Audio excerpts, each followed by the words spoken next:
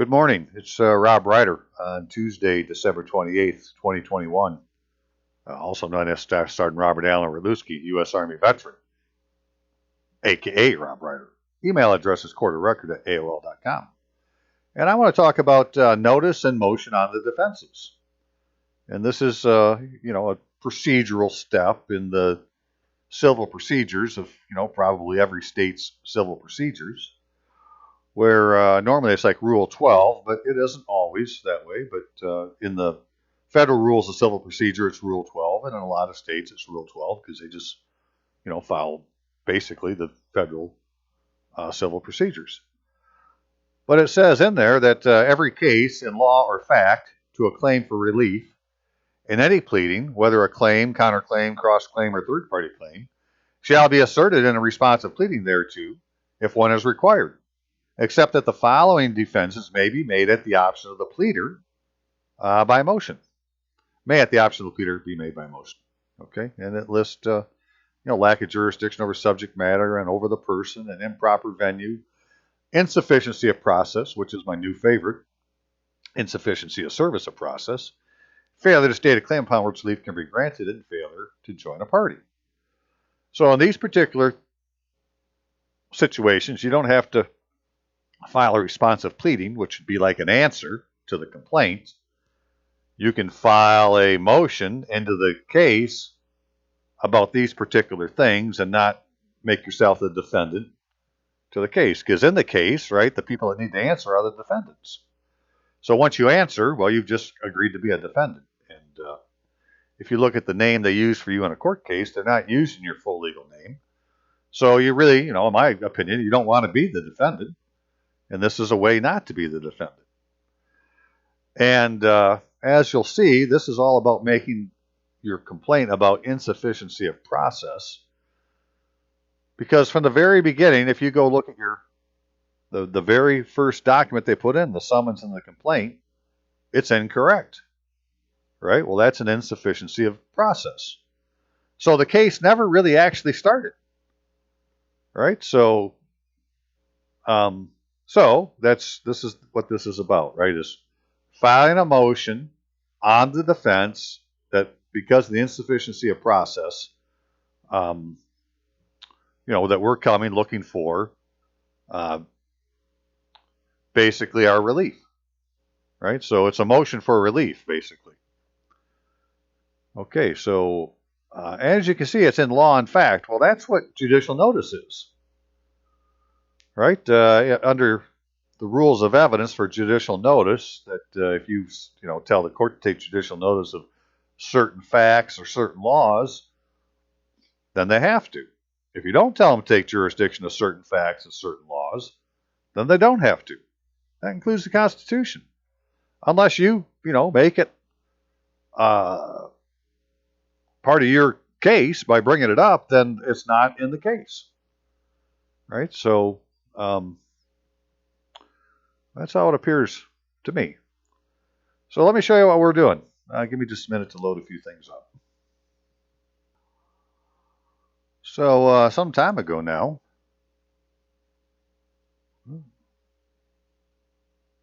okay, that's working. Yeah, some time ago now, I did a video called Notice of Constitutional Question and Subpoena. And I was advocating that somebody should file a notice of constitutional question into their court case based on the things I talked about in the video. Well, eventually, that was 5 months ago. A couple months ago, a guy tried it. Warren and his wife, Shelley, tried it in their case. And, although I would have to say, well, we did it far from perfectly, because we put it in, the judge didn't use that as the reason for her dismissing the case or disposing of the case, right? But she did dispose of the case, and she pointed out what the plaintiff was doing wrong, right? And then after that, after he had done this, Warren had been running for city council, I think, and there was an attorney on city council. So they kind of knew each other a little bit. He wasn't on the city council, she is, but she knew what he was doing, and she came up to him afterwards and said that that what he had done in his court case was monumental. right? That to get the judge to dismiss the case, that was monumental. Well, at the time, we thought, oh, this is all great. You know, it's all dismissed and everything. But they weren't quite done yet. And so let's look at what's been happening since. So if you go to New York, right, www.2 newyorks.gov, courts. Anyways, you can find this filing page, and if you click on it and just do the things you need to do, you can end up putting a place to put in this index number, 2019, 52422, right? So, you know, this case started back in 2019, and it was going on and on and on and on and on and on, and it got to the point where the judge had given Shelley and Warren to a certain date in September to have done something, or she was going to do a ruling. And that's when she put in, or that's when they put in this notice, right? Notice of constitutional questions. Well, then soon after that, on the October 1st, so, you know, 2 weeks later, she put in this decision in order. She had to do it twice because there was two different motions that she was trying to clean up at the same time. And, you know, at the end of the day, she ended up disposing / dismissing the case and pointed out that the paperwork that the plaintiff had been filing into the case about some particular form they're supposed to file with the state revenue office as part of a foreclosure, right, hadn't been done right. So we thought it was all done at the time, but well then, soon after, they start filing a whole bunch more paper. Actually, they replaced the attorney with some big attorney firm that's, you know, right downtown Manhattan. They took over. Consent to change attorney, right here. And then went on from there, where they were trying to do an appeal. Well, I think something happened in doing their appeal. They did open an appeal, but it's never been, like, no certified copy of this proceeding's been taken there or so forth. Just like they tried to open up an appeal case. But then they went on, and in here they're trying to, let me find it exactly so I don't spend all day here. Yeah, they put in a notice of motion, right, that they want to re-argue this case. So all this other stuff here then is them just resubmitting what had already been submitted into the case with a motion asking to re-argue this case in a court case, or in this particular case, not in this appeals court, right? So on and on and on. Well, they had told Warren that, you know, he had to put a response into this, and he had until like the 6th of January 2022 to put in something, right? And so finally, we were trying to put in a motion to dismiss, which they called a notice of motion. And based on this document here, although, again, it wasn't done perfectly, because it wasn't really done as properly as a motion, which we're going to look at, because it's a little bit more than just putting one piece of paper in. They have, the judge has now said that she's going to make a ruling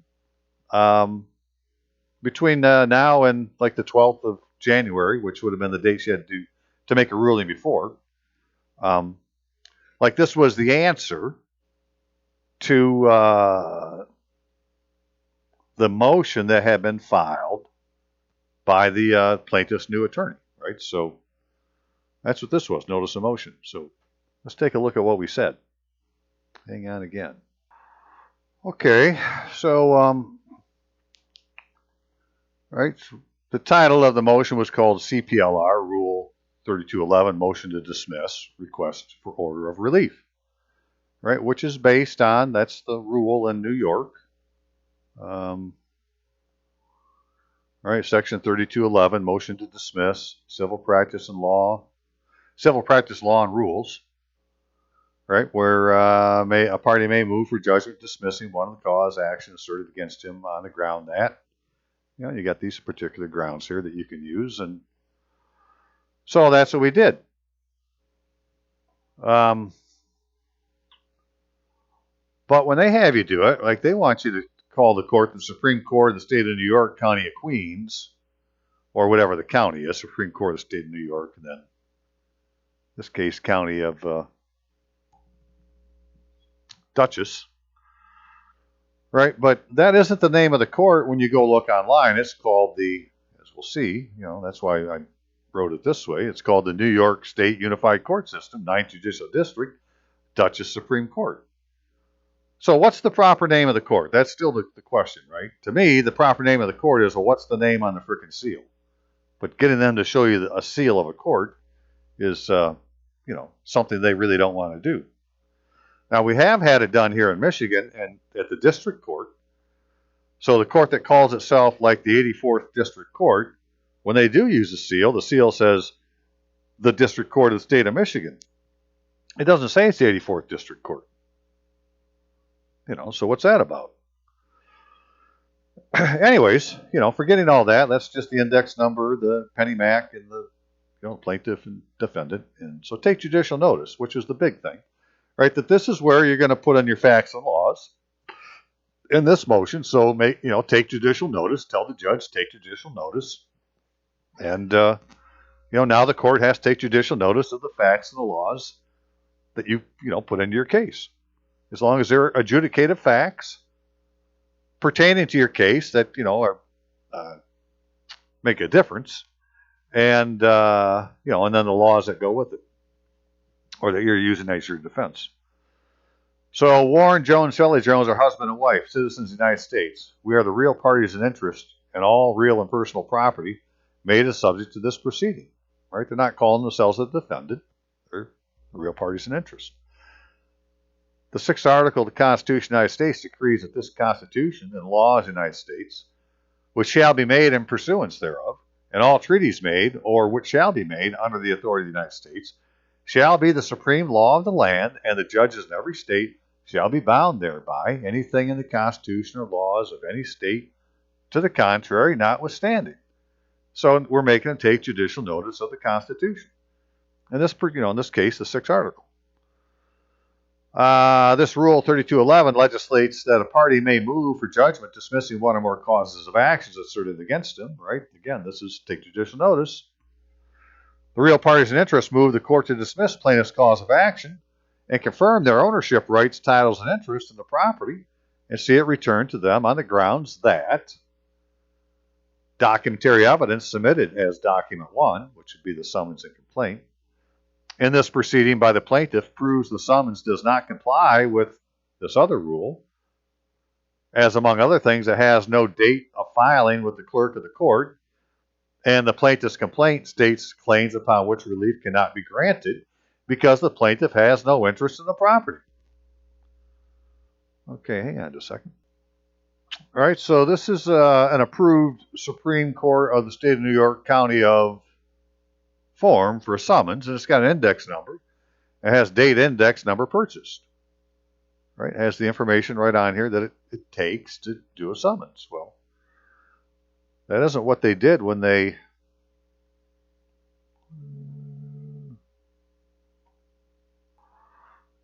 when they filed the summons. There's no index number on it, and there's no date. Now there is something up here, right? But it's not on the summons. It's like, okay, did they purchase an index number? Well, whether they did or not is immaterial because this doesn't match. So that's, I'm just saying, this form doesn't match what they're supposed to use. So check, go to the next thing. All right, so the summons does not comply with the rule because, among other things, it has no date of filing with the clerk of the court. Plaintiff's first allegation that the plaintiff is a limited liability company, duly licensed, organized, and existing pursuant to the laws of the United States of America, contradicts the license issued by New York's Department of State Division of Corporations. There's the number, which states that PennyMac Loan Services LLC jurisdiction is Delaware, United States, which is one of the several states in the United States, and not the United States of America, which is King George's jurisdiction. The plaintiff, claiming to be duly licensed, organized, and existing, pursuant to the laws of the United States of America, has no legal standing in New York or the United States. Right, so now we come down to this complaint, which has no index number. Right, what's the first thing they said? The plaintiff is a limited liability company duly licensed, organized, and existing pursuant to the laws of the United States of America. Well, you can look up these businesses, right, to see if they can do business in your state. And here's an example, as long as this thing is still open. Right, where PennyMac Loan Services. Right, we look up PennyMac Loan Services, and it says that its jurisdiction is Delaware, United States. Nowhere on here to say anything about the United States of America. Right, so the entity that was licensed by the state is not the same entity that's claiming now to be this, the complaint, or to be the plaintiff. They're from different jurisdictions. Well, like I said, I don't have to answer to these people. It's not the right jurisdiction. Right? Take judicial notice of the fact. Okay, the plaintiff's fourth and fifth allegations pertain to Schedule C, which alleges a loan was made to Shelley Jones as borrower. However, the plaintiff offers no proof of a bilateral business contract between the lender and the borrower. There can be no purchase money loan by the lender to a borrower without the lender and borrower having executed a contract signed by both parties. Any presumption to the contrary notwithstanding. Where is the contract? All right, so this is, you got to understand this. If you own a house, the lender never made you a loan. There was no loan because you did not sign a contract with the lender. You don't have any documents, any kind of contract, anything signed by the lender. Well, then there couldn't have been there could not have been a loan. You may have talked about it. It may have been in the plans, but it never happened. And this is why all your payments still go to escrow. If you were to look now, forget if you're in foreclosure, it doesn't matter. If you own a house, you're making payments, your payments are going to an escrow account. Well, an escrow account is someplace to hold it in good faith. It's like putting good faith payments into an account until some other portion of the contract is done. Well, it's never been done. There is no loan made by the freaking lender. Okay, and so this is what it says, right? Fourth, that heretofore to secure a sum of money to the stated lender, its successor assigns the defendant duly executed, acknowledged, and delivered to the stated lender a certain bonds and notes whereby they bound their successors, heirs, executors, administrators, and assigns jointly and separately in the amount of said sum as more fully described in Annex Schedule C. Said schedule being a copy of the bonds or notes or accurate reference to the assumption agreements evidencing indebtedness to the plaintiff, right, together with terms and repayment of said sum, repayment of said sum and rights of the plaintiff. Plaintiff is the holder of the note referenced in paragraph 4 and entitled to enforce the note. The note was payable to the plaintiff or endorsed and negotiated to the plaintiff. A copy of the note with endorsement and allonges is annexed heretofore to Schedule C. Well, if you're endorsing a note, the note is no longer a note. The note just became a check, right? And that extinguished the debt all on its own because they changed the species of the note. It can never be a note again. Well, on a promissory note, you're supposed to get it back at the end of the mortgage period. Well, they can't give you your note back because it's been changed to a check. They'd have to give you a check back now. We'll take a look at it in just a second, and that's what I'm saying. When you look at this thing, it's endorsed in blank. The pay to the order of line is empty. And so if you ever write your name on that, pay to the order of line, then they would have to pay you in legal tender. That's how it should work. All right, so here's their Schedule C, which says it's a note. Yeah. And, looks like a note. To get to the last page, and there's where Shelley Jones signed it as the borrower, right? So what's the borrower's name? Shelley Jones. But then they put this Alon John, and now the borrower is Jones, Shelley. Well, that's not the same person, right? Shelley Jones doesn't have a comma in her name. But you go down and look at pay the order of, right? It's blank. So this turned the note into a check endorsed in blank where the payee hasn't been named yet. But if you were to put Shelley Jones to write her name in here, then she should be able to go to Plaza Home Mortgages and have them cash the check. That's the idea. And then just lastly on this note, what's obvious is the only person that signed it is Shelley Jones. So it's not, this isn't evidence of a contract. It could be a unilateral contract, but you can't use the unilateral contracts for business. They can only be used for gifts and donations, right? And I'm sure that wasn't Shelley's intention, so, so be it.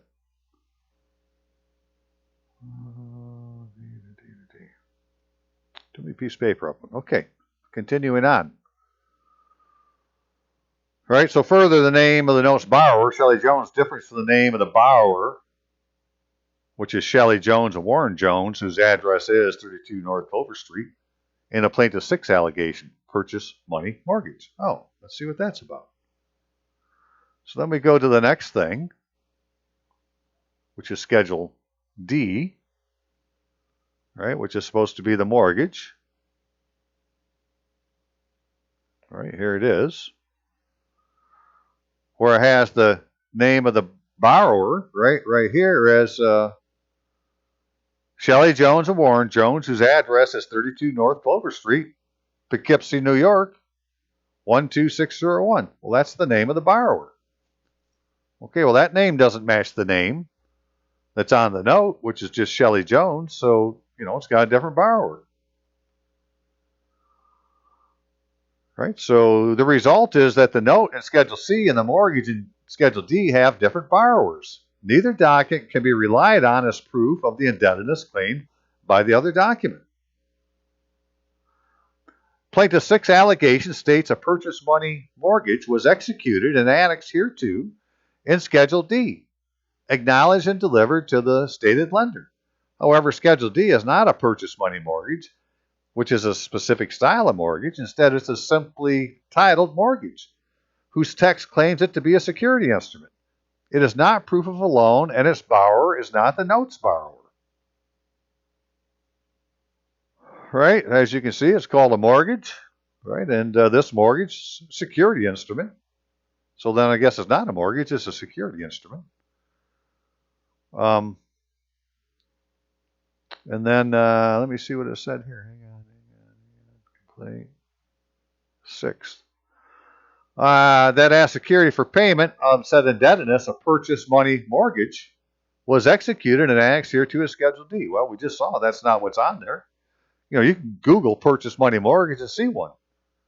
It says purchase money mortgage on it, but this one doesn't. It just says mortgage. See, you get what I'm saying, right? There's just all sorts of errors from the beginning. It's like, okay, we'll point the errors out. That's what we're doing. We're going to point the errors out.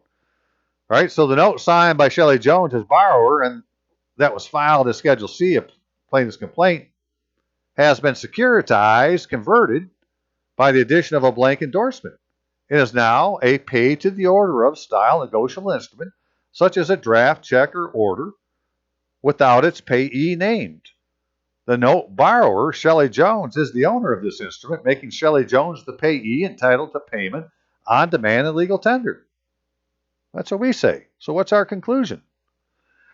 Plaintiff's insufficient process proved by documentary evidence deprives Warren Jones and Shelley Jones of property rights, titles, and interests without due process of law in offense of the Amendment V, which is the Fifth Amendment of the Constitution of the United States. The plaintiff has no interest in the property that was made part of this proceeding. The property belongs to the real parties and interests, Warren Jones and Shelley Jones, and must be returned to them for their use and enjoyment. Documentary evidence proves no loan was made by a lender to Warren Jones and Shelley Jones, nor was any purchase money mortgage executed, acknowledged, and recorded. All good faith payments made by Warren Jones and Shelley Jones were deposited in an escrow account where it remains till this day. These payments are not being used to pay off a loan, but are instead held in escrow, collecting interest, because there is this day no contract between the lender and borrower and no contracted loan to pay. The escrow fund makes up a portion of the property claimed by the real parties in interest. Attorneys for the plaintiff have shown their contempt for this court by their filing an insufficient legal process.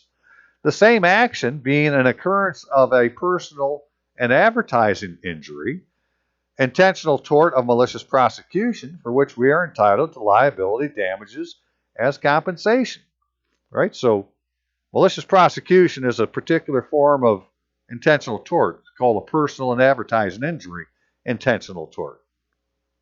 Right? And because that's what happened, we want to claim liability damages. Attorneys for plaintiff and all other judicial officers involved in this proceeding must prove by certificate or record that they executed the oath in Title IV, United States Code, Section 101. Should be if they plan to continue this attempt to deprive Warren Jones and Shelley Jones of property rights, titles, and interest. Without this oath properly filed for record, the alleged state judicial officers will be denying us due process of law in offense of Amendment 5, the Fifth Amendment of the Constitution of the United States, and are conspiring against the United States. Wherefore, Warren Jones and Shelley Jones, real parties in interest, require summary judgment in our favor, dismissing for cause and an order of this court that quiets the title to property in our favor and returns it to us for our use and enjoyment, returns escrow funds associated with our good faith payments, orders payment and legal tender, the current value of the converted note, we are this check's payee, damages as compensation for occurrence of attorney's intentional tort, all other relief necessary for this court to comply with the maxims of equity, mandate to give full equity. That was it, right? That was going to be the motion. And so that's what we filed. But come to find out, nothing's quite as straightforward as just saying, well, this is a motion, let's go file it. There's a procedure for filing a motion. And hang on for that. All right, so, come to find out, it's not quite that straightforward. But in New York, they put together some really good self-help things right here. So here's how to make a motion. So any state probably has how to make a motion self-help process to follow, right? And this is what this is. So what do you need to know? $45 fee. There's an additional $95 fee if it hasn't been assigned to a judge yet. Right? You are required to have all parties of the lawsuit notified that you're making a motion. This is done by having someone over the age of 18 who is not a party to the case serve a copy of the motion on the attorney of each party if the party is unrepresented on the party. You cannot serve your own papers. You can refer to this other, CPLR, Article 22 for more information. Talks about electronic filing. Then it says you got to have a notice of motion, right? This form notifies all parties who are making a motion and describes what you're requesting. Then you got to have then it tells you having a motion to dismiss. If a defendant decides to make a motion to dismiss before answering the complaint, he or she must include certain types of objections or defenses in the motion. Well, that's really what we were trying to do. But you still have to have a notice of motion. Right? Affidavit in support, and this thing called a litigation back. Like, well, what the hell is a litigation back? Right? Well, whatever it is, it's blue color. Right? So preparing and filing a notice of motion, supporting papers, complete each step, do not skip. Right? So arrange the papers listed below in the following order. Request for judicial intervention if you needed that. Right? Notice of a motion, affidavit in support, Exhibit A, B, and C, and so forth, litigation back. You got to put all that together and then file it. Let's see what a notice of motion looks like. Hang on a second. So this is what they call a notice of motion, right? Please take notice. There you go. That made it a notice of motion, right? Notice of motion used for civil action or proceeding. that upon the attached affidavits of, right, your names, sworn on whatever date, exhibits, da-da-da, yada-yada, and then what you're asking for. Okay, so, the affidavit, now let's go look at what we did, and we'll compare the two. Right, so really all this stuff here would be the affidavit stuff, right, pointing out the facts and the laws. And what we're asking for would have been down here, right, the relief we're asking for. So this document kind of combines all these things together, but it technically isn't done properly. However, because it was filed as a notice of motion, and it's a notice, when it goes to the judge and the judge sees what it says, well, then they can motion the court on their own. You don't have to file it. You wouldn't even have to file the motion, right? The judge can do it, which I think is what's happened. She's just doing that on her own recognizance, that we filed a notice of motion, had this information in, right? We're telling her to go take judicial notice of her own case, basically, that the paperwork that was submitted improperly, and it is, so it's kind of hard to say it isn't. Well, that's what she's going to make her decision on. My point is, we didn't really file a motion, right? What we filed is a notice of motion. They didn't consider it a motion because we didn't do all these steps it says to do. Okay, and then I talked about a litigation back, which you must have to get from the court. So I went looking, and this is what they call it. This is, when you find it in the list of forms, it says it's a blue back, but it's not blue, as you can see.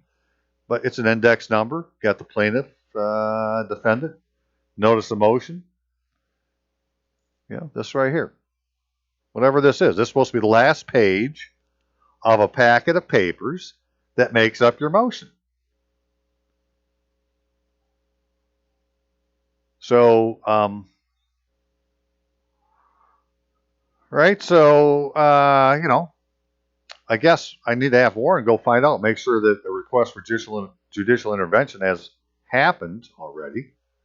I'm just assuming it has, but I don't know that to be true, because nothing so far has been, done the way you would think it would be, properly. But then the notice of motion form, right, which is what you're asking for, basically. Then your affidavit in support of what you're asking for. And then the exhibits. And so these exhibits could be, the things that I put in there, like 4 U.S.C. 101, right? Put a copy of the law in there. Or put a copy of the note in there, or, whatever it is you're going to put in, da-da-da-da. And then litigation back. And then you would have this whole packet that you're supposed to mail to all the different parties. Right? So, anyways, I'm not going to go into everything about doing a motion. I'm just saying it was more than just putting in one piece of paper. However, one piece of paper is what we put in, and now we had read this, and so Warren was calling back to the court saying, well, what else do I need to put in? And we're trying to figure this out at the time. And the court called him back and said, the judge says you don't need to put anything else in. Right? That she's going to make her decision based on what you've given her already and what's already been filed in the court case. And she'll have her decision by the 12th of January. Right? Could be before that, but by the 12th of January.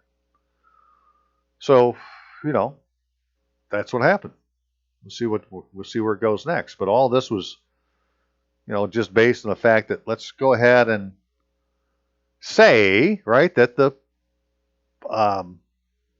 process is insufficient, because it was and it is from the beginning. And so you never were the defendant because there was no proper process. And if you motion, you're not claiming to be the defendant. You're just claiming to be, have interest in the proceedings. Right? You're the real party in interest, saying, hey, you people are arguing about my property. Right? That's my property. I claim it. Okay, hang on a second. All right, here's another example. I'm trying to help a lady in Massachusetts, and if she'll, just listen to me and do what I ask, maybe we can get this figured out. Right? But this is what her first document was in her case, right?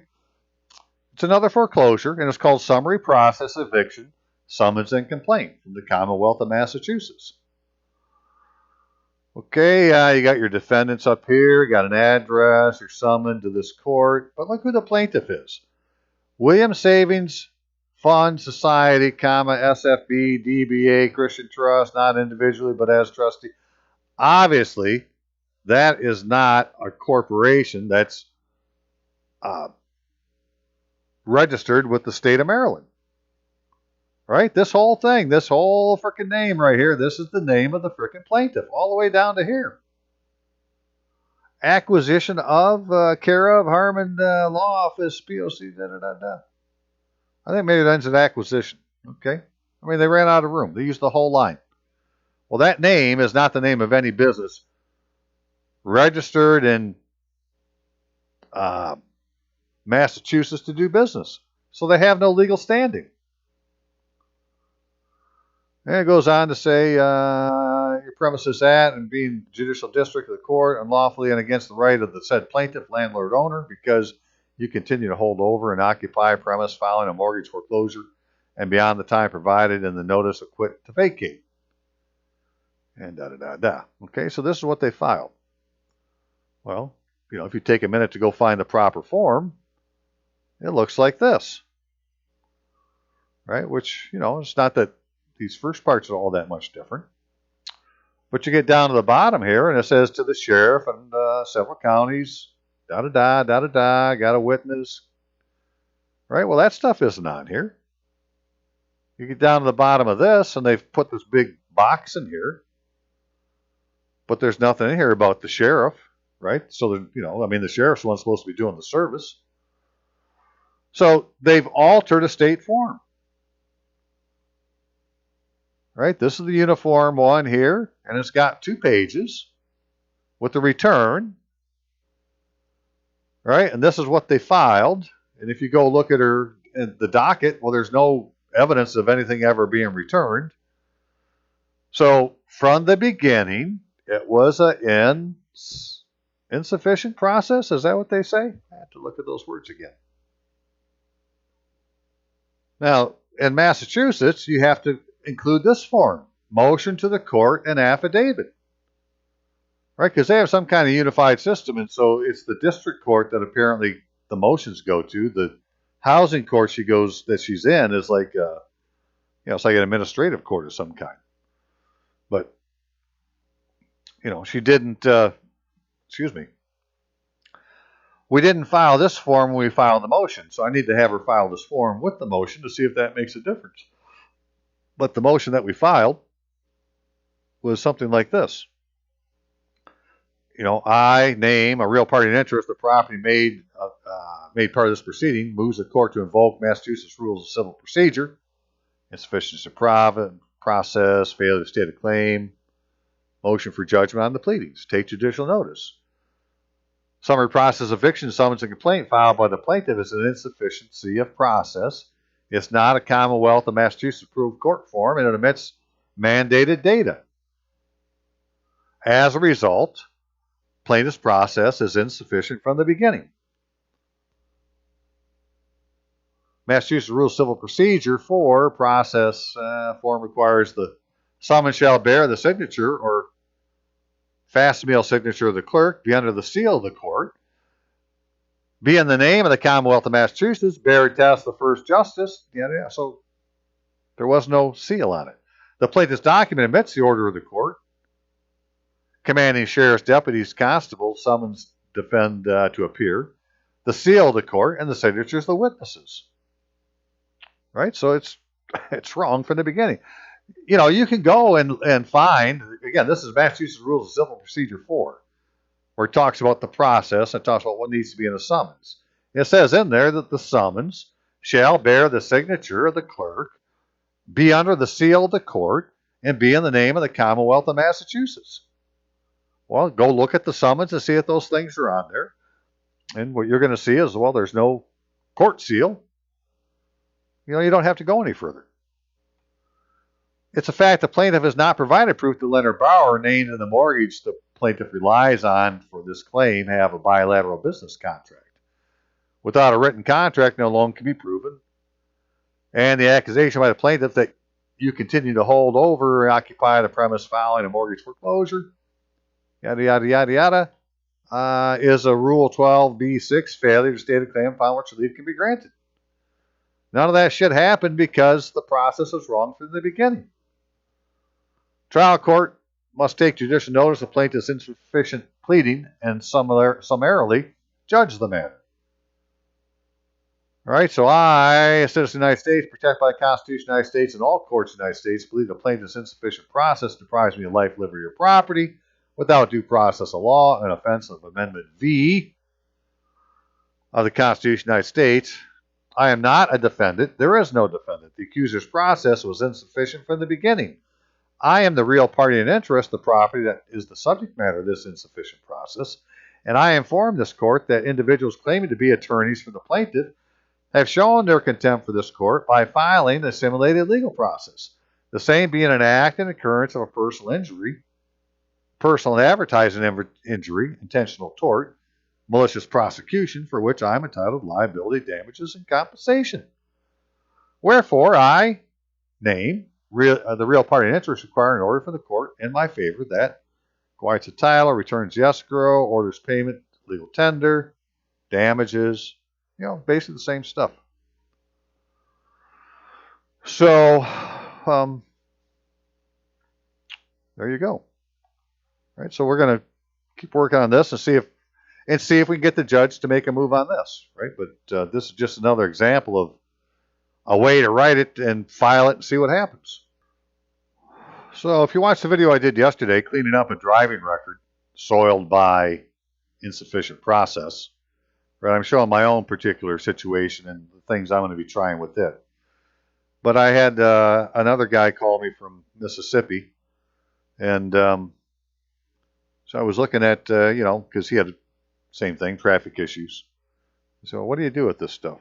So the thing about the civil rules of civil procedure is they're using criminal procedures also where they don't conflict with the criminal procedures. So the idea of this defense and objections, right, about insufficient process, well, that would apply for a criminal case as well as a civil case. Right? So I said, okay, well, we should be able to, but I'll write something up on that. And then I was going down through this thing, just bebopping through it, and we got to this part at the end here where it starts showing these different forms, right? What a summons should look like. Rule 81 summons, which if you're under Rule 81, well, that's what the summons would look like. Then you got the form for complaint on a promissory note, complaint covenant, complaint. Lots of complaints, and you get down to here you got complaint for false imprisonment, complaint for malicious prosecution, and a form for motion to dismiss pursuant to Rule 12b, which is really what we're doing.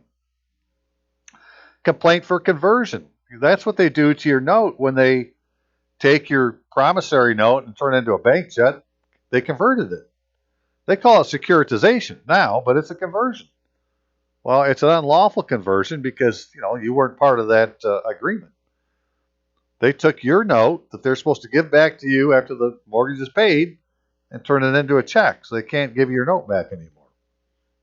Right? So, these things are,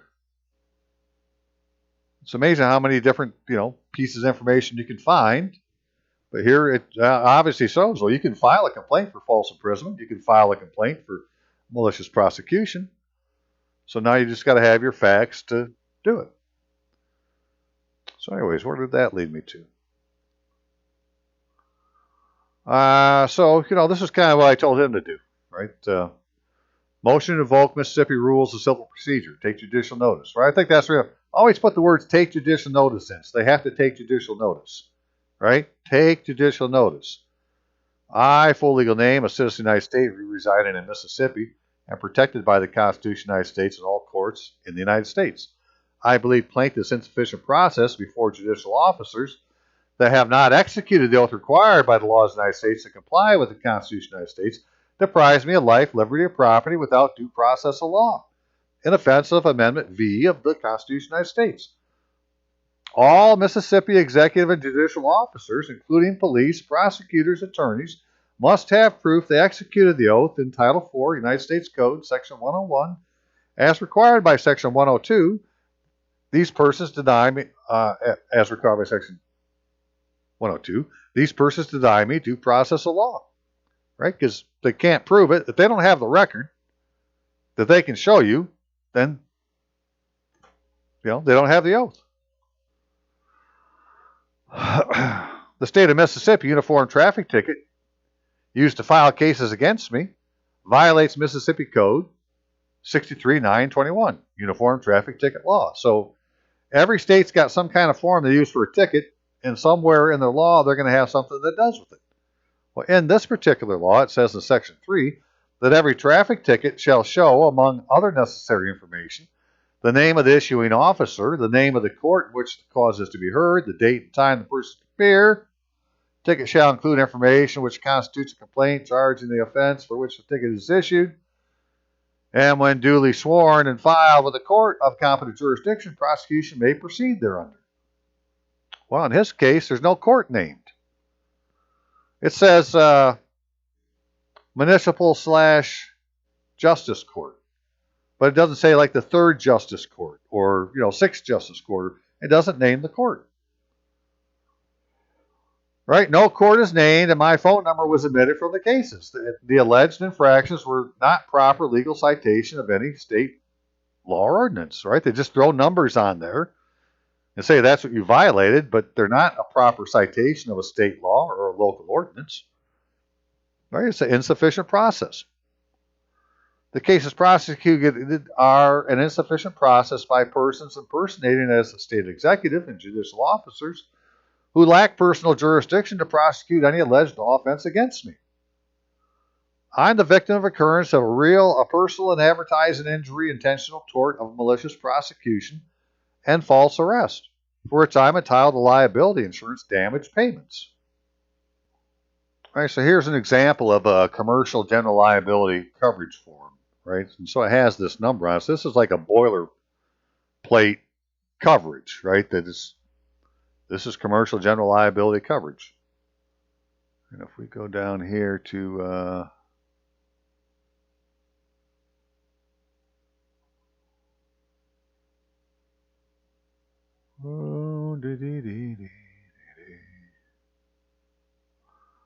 right here, number 14. So what are we looking at here? 9. Different definitions, right? So, number 14. Personal advertising injury means an injury including consequential bodily injury arising out of one or more of the following offenses: false arrest, detention, or imprisonment, malicious prosecution, wrongful eviction, or a written publication slanders or libels a person, right? So when they put in the newspaper that you're being foreclosed on, well, that's slander because they didn't put the paperwork in properly. Which one is it when it's written? Is that libel or slander? I don't remember. I think it's libel when it's written. Right? So it's a form of an intentional tort, the occurrence of which, under general liability insurance, right, for the occurrence of intentional tort, can pay up to $1 million or $2 million or, whatever the number is that the policy is rated for. Right, so I'm a victim of an occurrence of a personal and advertising injury, intentional tort of malicious prosecution and false arrest, from which I am entitled to liability insurance damage payments. Well, if the court will agree with that, then you are. So then in the civil procedure in Mississippi, right, Form 17, complaint for false imprisonment, right, on or about on some date, the defendant, which is the cop, unlawfully arrested and imprisoned the plaintiff, which is you, or caused the plaintiff to be arrested and imprisoned, as the case may be, on a charge of larceny or whatever the thing is, whatever that is they did, for blank number of days. Wherefore, plaintiff demands judgment against defendant in the sum of X number of dollars. Complaint for malicious prosecution. On or about on some day, defendant maliciously without probable cause, therefore caused plaintiff to be arrested under a warrant issued by some justice, judge, and so forth. right? So before the commencement of this action, the charge was judicially investigated and the prosecution ended, and the plaintiff discharged. Wherefore, plaintiff demands judgment against defendant in the sum of blank number of dollars. So before the commencement of this action, this charge was judicially investigated and prosecution ended, this is where you're putting in your defenses. And if the court agrees, then you've satisfied number 2. And then wherefore, plaintiff demands judgment against the defendant in the sum of X number of dollars. Now, people want to put in $1 million or, whatever the number is. But I want to show you something first. Right? In Michigan, they have a statute, law written that malicious prosecution or action, civil liability. Every person who shall, for vexation or trouble or maliciously cause, procure any other to be arrested, attached, yada, yada, yada, to answer a suit or prosecution of any person without consent of such person where there is no such person, shall be liable to the person so arrested, attached, or proceeded against, and treble the amount of the damages and expenses, which by any verdict shall be found to have been sustained and incurred by him, and shall be liable to the person in whose name such arrest or proceeding was had in the sum of $200 in damages, and shall be deemed guilty of a misdemeanor punishable by conviction by imprisonment in the county jail for a term not exceeding 6 months. So the amount you're going to ask for is the $200. All right, that's what I'm believing, is that number there then goes into this number here, right? And if they agree with you that that's what happened and they award the damages at $200, then the person so arrested, attached, or proceeded against in treble the amount of damages and expenses which by any verdict shall be found to have been sustained and incurred by him. Right? So by the verdict of a judge, they'll decide what damages you've been, what the amount of damages are. But that's separate than this civil liability damage of $200. That's the way I'm looking at it, right? So you don't ask for the $1 million in this here, right? You ask for $200 here, and then see what happens. Get the verdict. After the verdict, well, then the judge can award you whatever the other damages are, because you're asking for them by saying that it's malicious prosecution and it's covered by general liability insurance and yada, yada, yada. And then motion to dismiss pursuant to Rule 12b. Defendant moves the court to proceed as follows: to dismiss the complaint for lack of subject matter. So then you got to pick which one of these. You wouldn't use all of them, but you get the idea, right? That the procedures are set up to use this strategy or technique or whatever you want to call it. It's just some places have, to do a motion is more than just putting in a piece of paper. So you'd have to check with your self-help window or people and say, hey, what do you have on showing me how to file a motion? Right? Can you help me do it? And, do whatever it takes to file the motion. Or file a notice of motion and just call it a notice to start with, right? And then file it in and see if by noticing the court to the judge, who now has, cognizance of what's happening, well, they can motion the court on their own. Right? They don't need you to do anymore. They can, and that's what happened in Warren's case. The judge said, you don't need to file anymore. I have enough here, right, for me to render my judgment.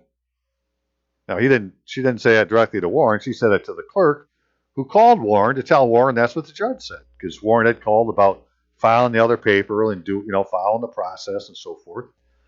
And the judge is going to accept what he did as some kind of reply or claim or counterclaim or whatever to the request of the plaintiff to have the case re-argued. And it'd be very interesting to see what the response is. And so basically that's what's happened now in the New York State Unified Court System, right? Dutchess County Supreme Court, where the last entry is notice of motion, right? Motion to dismiss. And I think that she has to answer by the 12th of January or something like that. So we'll see what happens. But if you want to follow along, right, it's this is where it's at. It's 2019-52422. And anyways, when I know more, I'll let you know. Okay, that's it for today. Y'all have a great day. And remember, God loves you. We'll see you now. Bye-bye.